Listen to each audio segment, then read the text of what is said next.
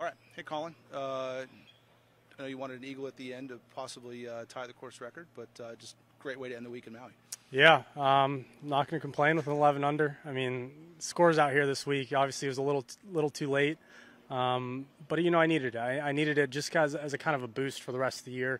Coming this week, I didn't really know exactly how the game was going to play out.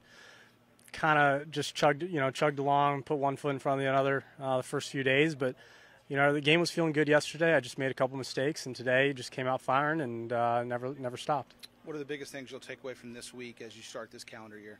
I think there's just things that I was doing that I had to realize through a couple rounds here versus towards the end of last season when it was just kind of natural. And there are things that are pretty easy things for me to remember, but that's what happens in off season. You sometimes forget a couple of the things, and I'll be just fine. How much does starting a calendar year in a place like this, where it is kind of casual, obviously you did your press conference in flip-flops, how cool is it to start it here? Does it set the tone for the rest of the year for you? Yeah, I mean, if you're out here in Kapalua every year, you're doing something right. It means you won, and hopefully we could have a lot more years like this.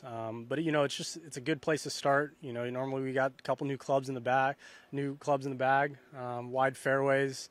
So it's normally a little more enjoyable than some other courses that are a little more penalizing.